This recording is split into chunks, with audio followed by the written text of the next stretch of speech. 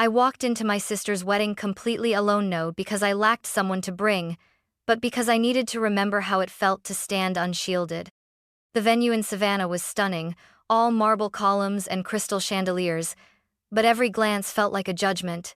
Eyes scanned my black dress, my unadorned hands, the empty space beside me. A few of Rachel's new in-laws tilted their heads, whispering the way people do when they want to be overheard. There she is, the older one. Still single, right? It stung more than I let on. I've pitched to investors who thought I was too young, coded through nights no one saw, but this room full of polite smirks and curated smiles was a different battlefield. I could have turned around, but I didn't. Because this time, I wasn't here for them. I was here for me. Growing up in the Morgan household was like living on a stage I never auditioned for. From the moment she could speak in full sentences, Rachel was the one they chose to spotlight. Blonde, dimpled, always smiling on cue, had that effortless charm adults eat up like candy. At church picnics, relatives fawned over her braids while I stood nearby, holding a book, always the quiet one with too many questions and not enough softness. When I was 10, I dismantled our microwave just to see if I could make it reheat more evenly. I did. Mom grounded me anyway, furious that I had ruined a working appliance. Meanwhile, Rachel got a standing ovation at the school talent show for lip-syncing to a country pop song in glittery cowgirl boots. I clapped too, of course. That's what ghosts do observe. We applaud, but we don't take up space. My world was circuits, patterns, and possibilities. I read about machine learning before most kids knew how to spell algorithm. By 14, I had coded a self-timer oven so our dinners wouldn't burn when Mom forgot them. I even made her a manual. She never used it. She said it made her feel stupid. Our parents didn't discourage me, they just didn't know what to do with me. You'll grow out of this tech phase, my mom said once, after I skipped a school dance to attend a robotics camp. Then she grounded me again. I remember thinking how strange it was to be punished for wanting to build something while Rachel got gift cards for wearing a dress well. By high school, the gap between us was no longer subtle. Rachel dated football captains, I submitted research proposals. At family dinners, she was asked about prom and boyfriends, while I was met with vague nods and nervous glances when I brought up data ethics. Dad tried, in his own way. Once he asked, "So Claire, still doing your computer stuff?" It was well-meaning, it just didn't land. When Rachel got into college, there were banners, cupcakes, and a Facebook post with 200 likes. When I got a full scholarship to MIT, Mom said, "Wow, that's far." I was 17, and I learned how to pack light.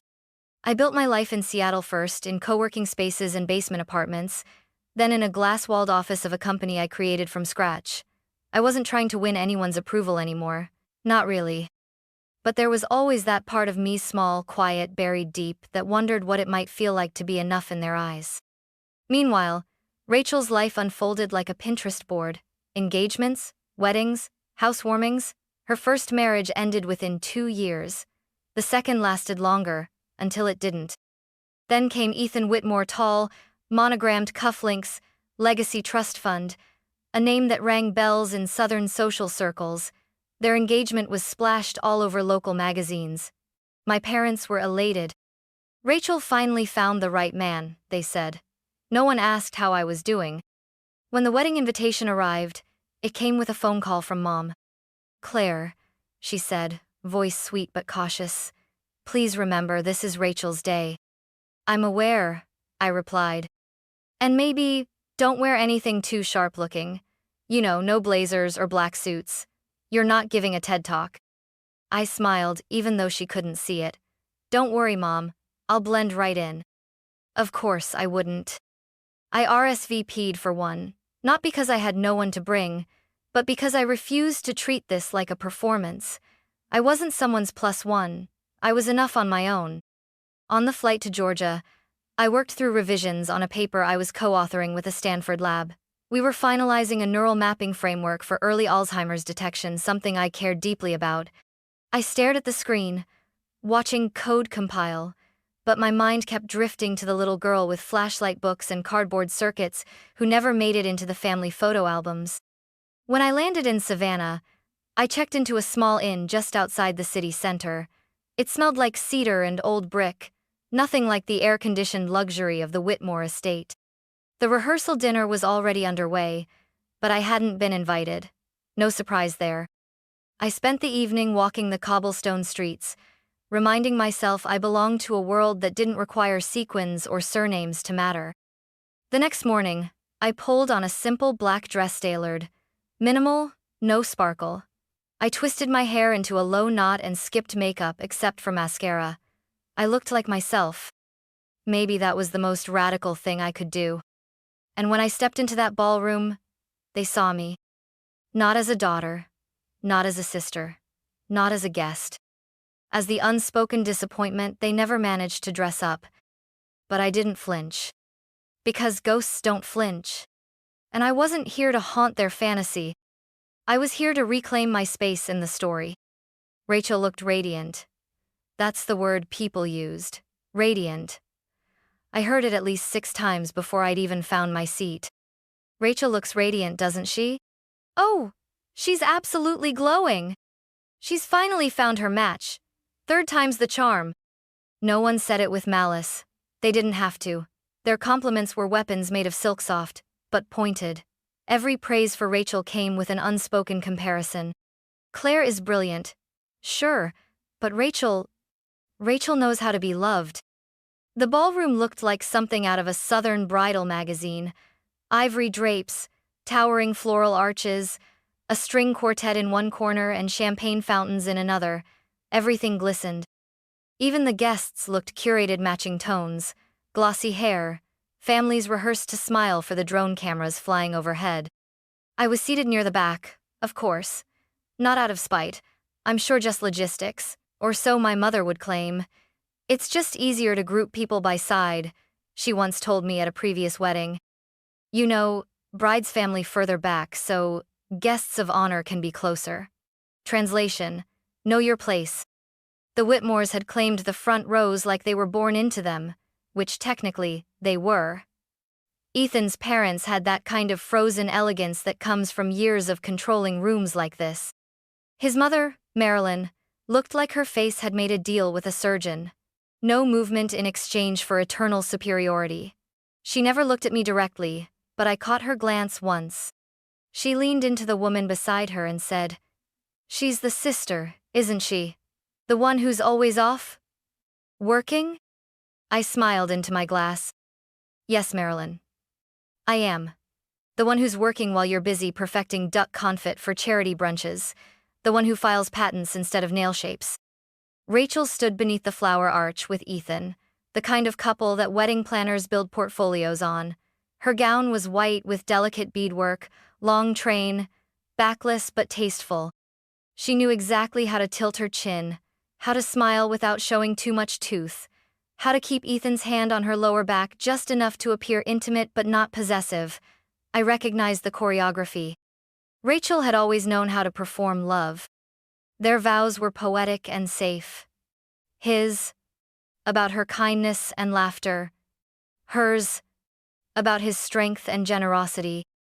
They didn't say anything real, but it sounded nice, which, for this crowd, was what mattered. I clapped on cue, of course. I even smiled when the flower girl, rumored to be a toddler model, flown in from Atlanta, tossed petals with practiced grace. It was perfect. Picture perfect. Painfully perfect. At the reception, I was placed between 2 distant cousins who still thought I worked in computers. "I figured you'd have someone by now," one said, twirling her martini pick. "A woman like you, all accomplished." I nodded. Yes, that's what usually happens, right? Women get handed husbands the moment they hit revenue milestones. She blinked, unsure whether I was joking. I wasn't. Not entirely. Meanwhile, Rachel floated between tables like a trained dove, her gown catching candlelight, her voice pitched just right for toasts and side comments. I watched her laugh at a joke she'd heard a dozen times. I watched her lean into Ethan during photographs, hand on chest, like every rom-com poster you've ever seen. She wasn't pretending. Not really. Rachel believed in this image. She worked hard for it. I can't fault her for wanting something beautiful. I only ever faulted her for never asking what beauty cost the rest of us.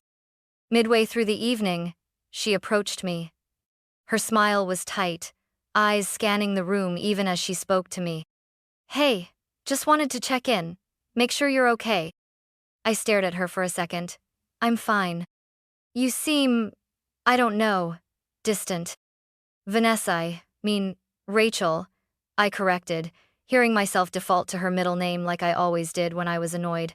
We haven't had a real conversation in 5 years. She laughed. That soft, pleading kind of laugh. Well, you're here now. That counts. I almost asked her if she even knew what I did for a living, if she'd ever read a single article about the company I'd built. But what would be the point? She was already walking away, back into her world of twinkling lights and curated laughter.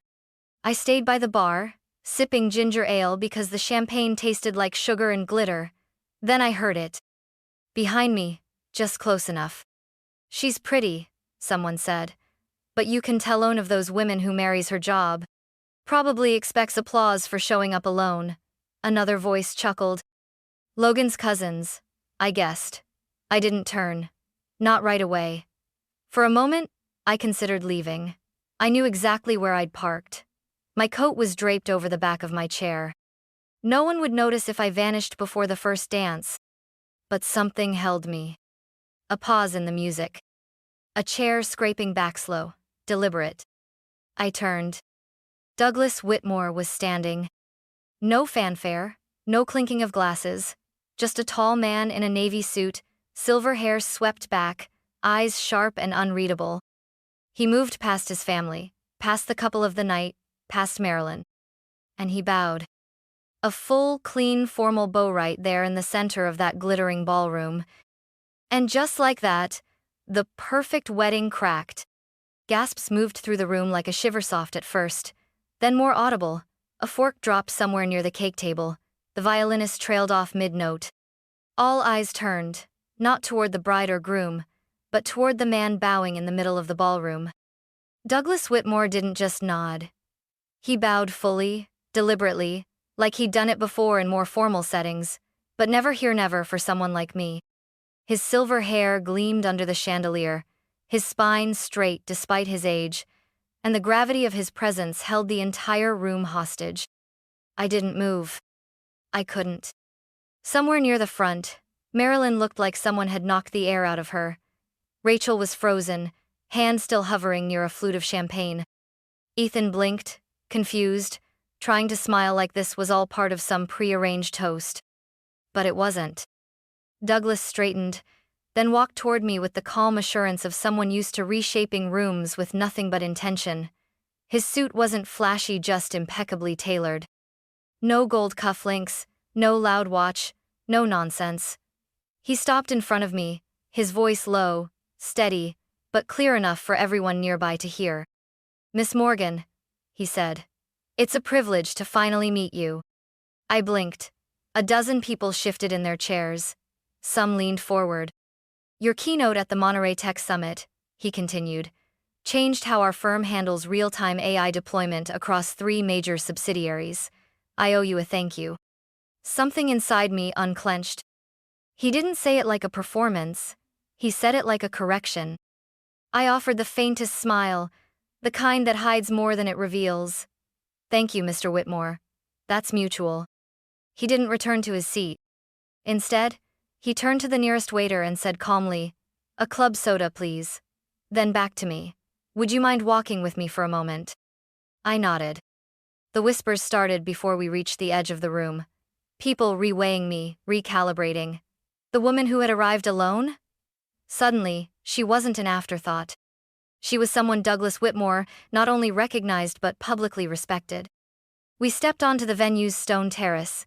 The air outside was cooler, cleaner. String lights flickered along the perimeter. The murmur of music continued behind us, muffled by the thick glass doors. I wasn't trying to make a scene, Douglas said. I know, I replied. You were trying to make a point. he smiled faintly. Some illusions deserve to be broken. I studied his posture, his expression. He didn't carry the same thin politeness the others wore, like perfume. He was sharp, alert. His silence felt deliberate, not dismissive. I meant what I said in there, he added. I recognized you the moment you walked in. Your firm's integration model for decentralized diagnostics changed our entire tech transition playbook. That wasn't public information, I said carefully. It wasn't, he agreed. But I make it my business to know who's actually changing the landscape behind the scenes. His words settled into the cracks I didn't realize were still open inside me.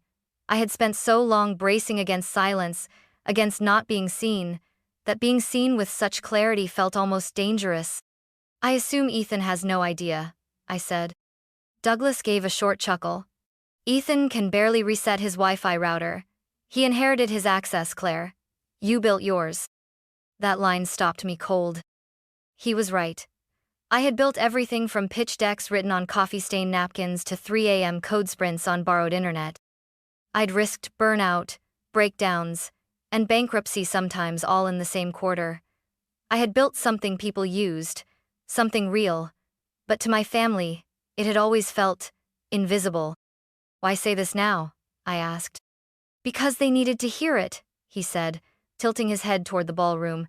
And because you didn't come here expecting anyone to say it at all. That matters to me. We stood in silence for a moment.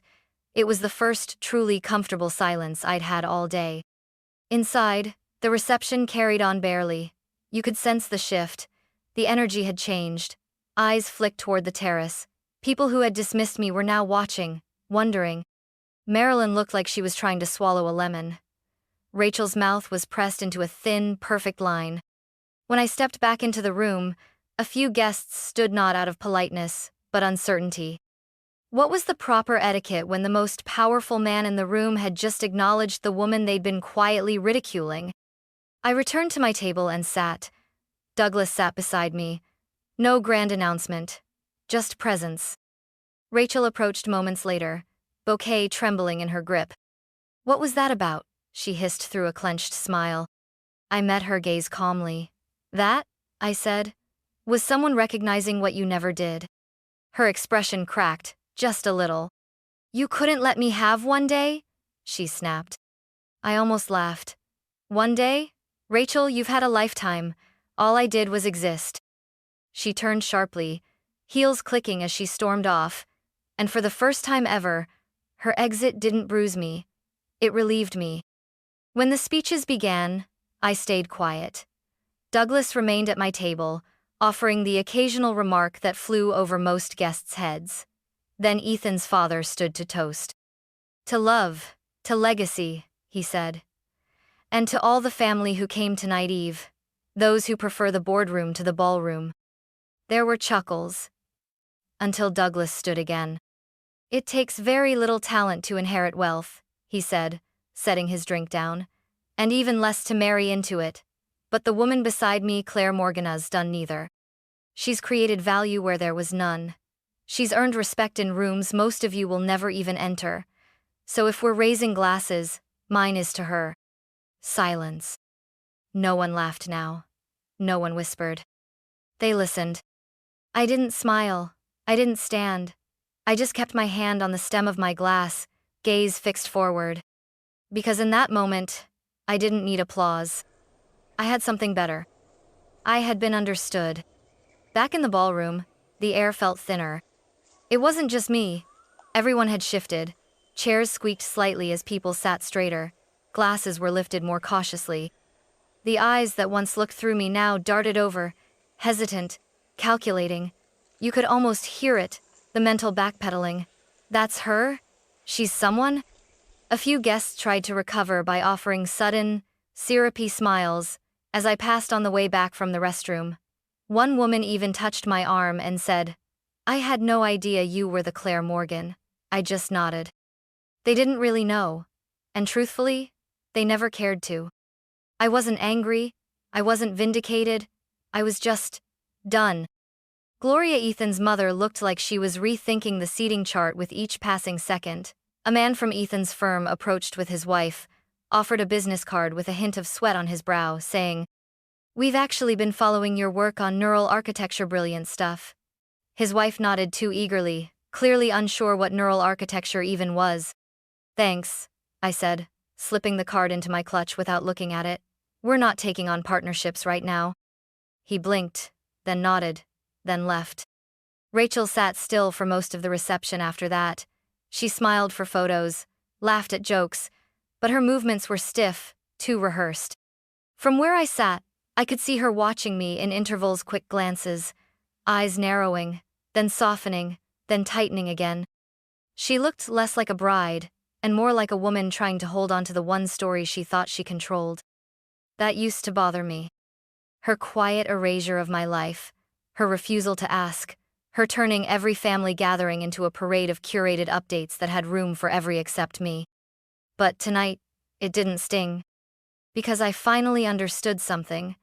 Recognition is only priceless if you've spent your life needing it. And I didn't. Not anymore. I had built my company with no press, no family bragging rights. My parents never posted my graduation photo. My mother had never asked for a tour of my office.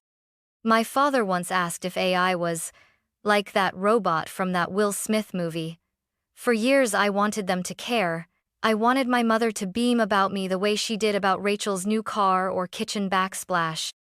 But somewhere between my first failed startup and my third sleepless product launch, I stopped needing it. And now that it was finally being offered publicly, visibly it felt like an afterthought. My mother approached just after dessert. She moved like someone crossing thin ices, low, unsure. "You look beautiful tonight," she said gently. I nodded. "Thank you." "We didn't know about Monterey," she added after a pause. "Or Mr. Whitmore. Or any of that." "I know." She looked at me carefully. "We're proud of you, Claire." I met her gaze fully this time. "Why now?" She blinked. "Excuse me? Why are you proud now? Because someone powerful said I matter, or because you finally believe I do?" Her mouth opened, then closed. "I didn't come here for that," I continued. "Not for approval, not even for peace. I came because I no longer need either." She reached for my hand gently. I let her hold it for a second. Then I let go. Across the room, Rachel watched it all from her seat. Our eyes met for a moment, just a moment, and in that brief exchange, I saw something I hadn't seen in her in years. Doubt. Not about me. About herself. Because for the first time, she realized she hadn't won anything. She had just performed better in a play I was never interested in auditioning for. A few minutes later, she caught up to me near the exit. "I didn't know he knew you," she said quietly. "Uncle Douglas." "You never asked," I replied. "That's not fair." "No," I said. "It's just true." She looked away. "You always made me feel like I wasn't enough." And there it was. The twist. I tilted my head. "Funny.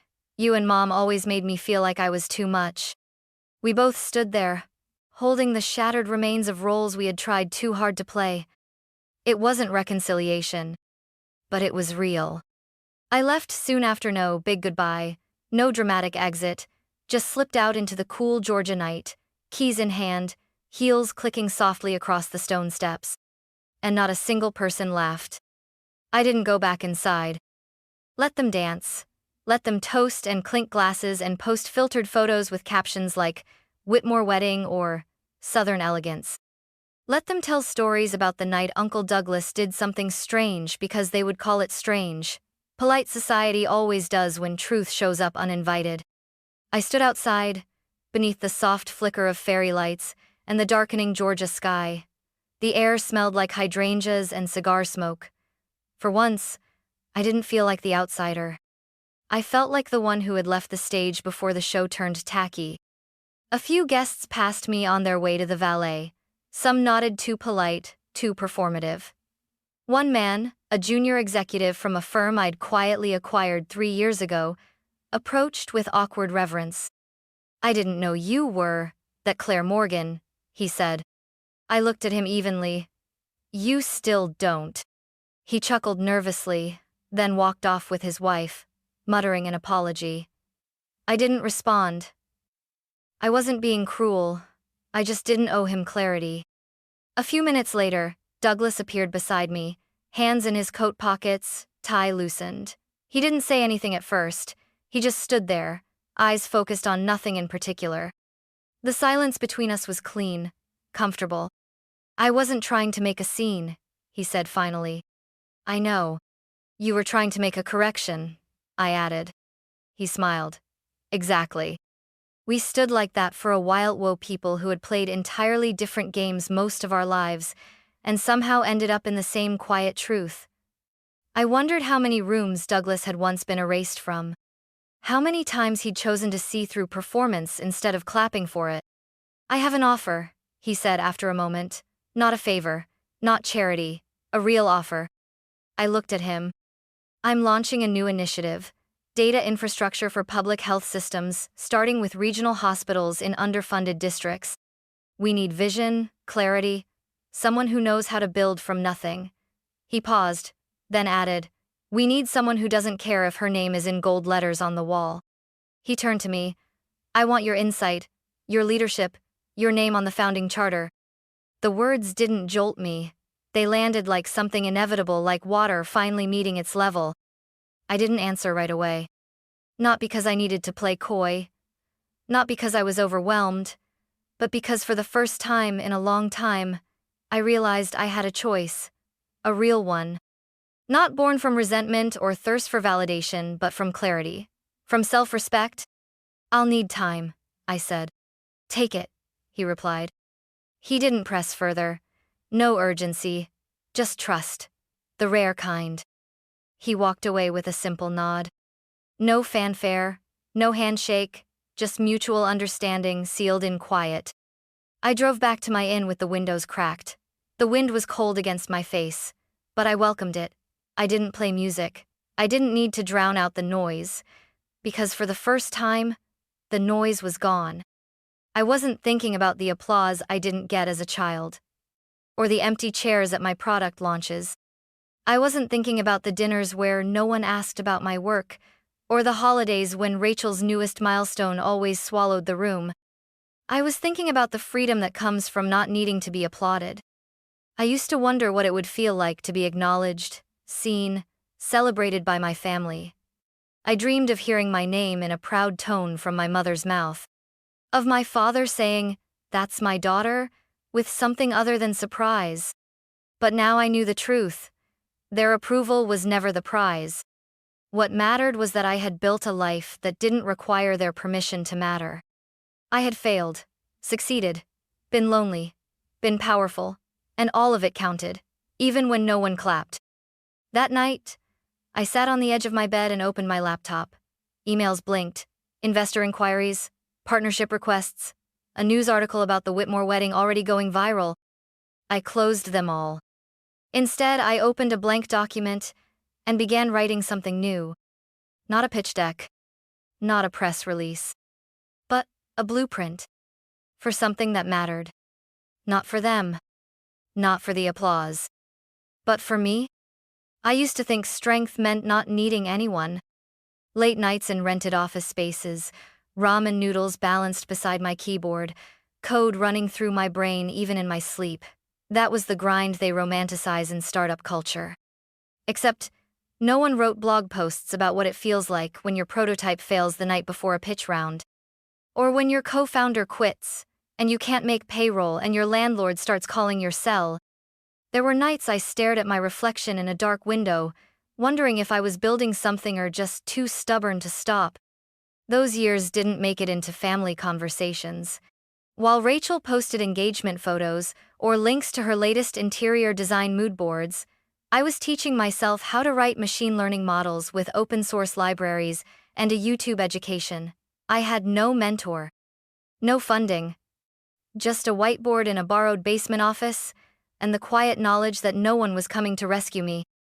When people saw me today poised, successful, keynote speaker, Claire Morgan, they didn't see the version of me that once called 12 investors in one day and was turned down by all of them. They didn't see the version that spent her birthday debugging a server failure while eating cold Thai food alone in a co-working lounge that locked at midnight. They didn't see the one who cried in the stairwell because her launch failed after 18 months of work. And my family? They never asked. Never once. Not when I moved out at 19 and skipped Thanksgiving to stay in Boston for finals. Not when I launched my first product. Not when my name quietly showed up in a startup journal someone probably forwarded to them without context.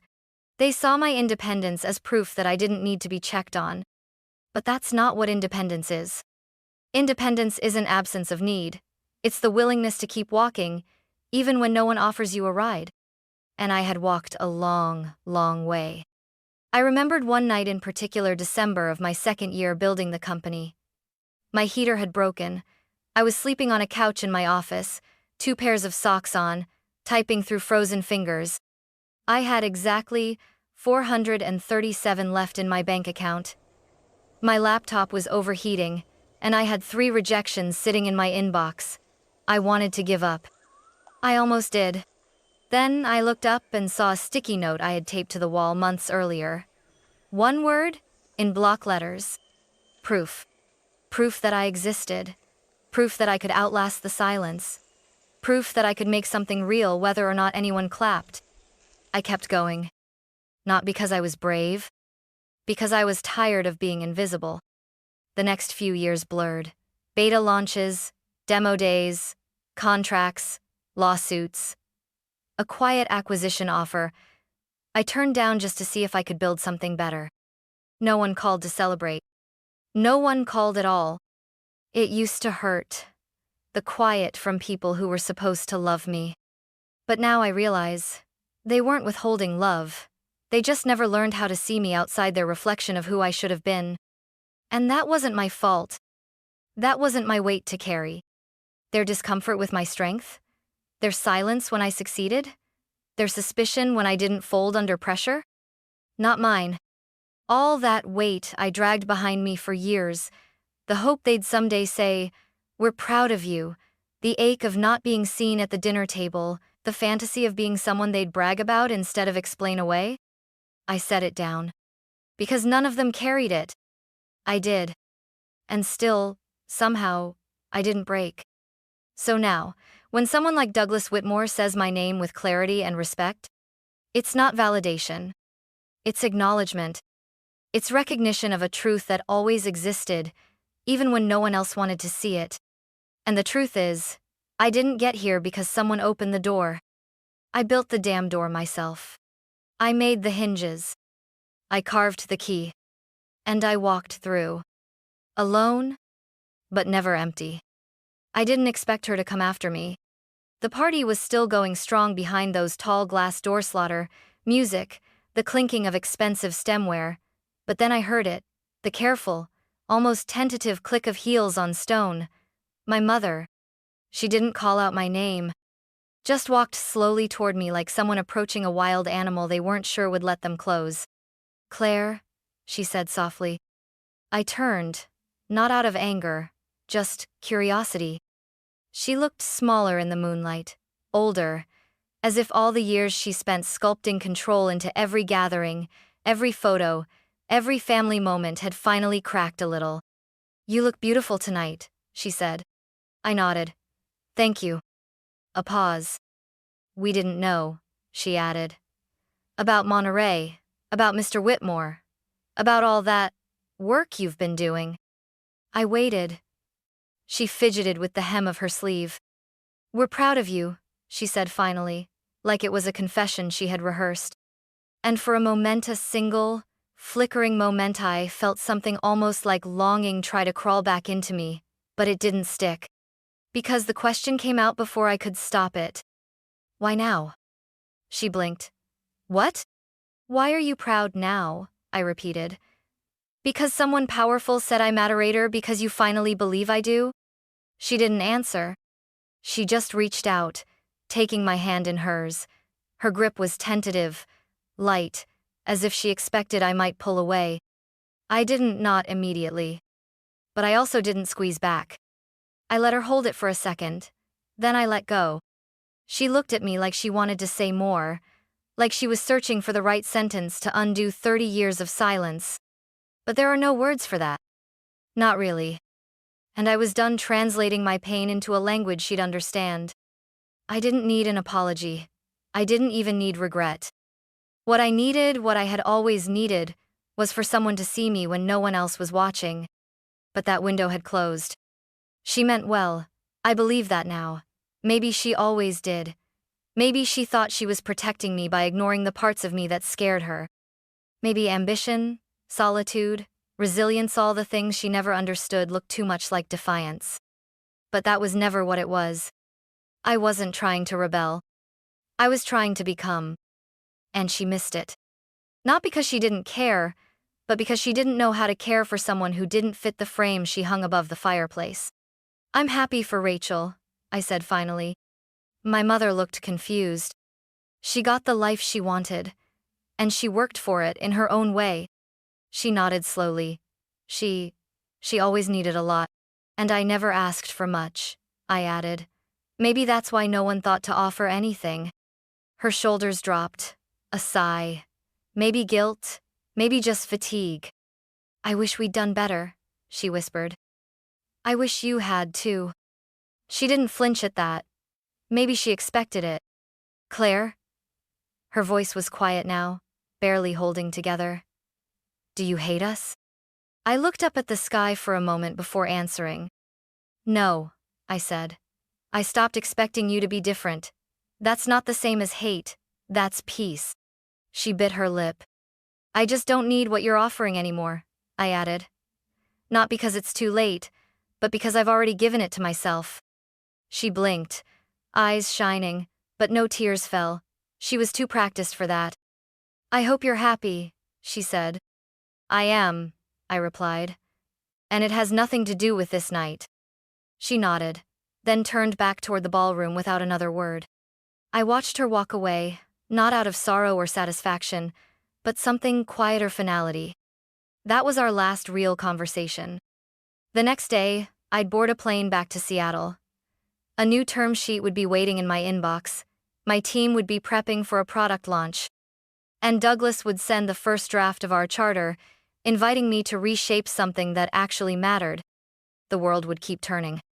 But I wouldn't carry that hunger anymore, the aching need for someone to finally say, "I see you," because I already had. And I'd never let myself become invisible again. Not for love. Not for approval. Not even for family. I didn't say goodbye.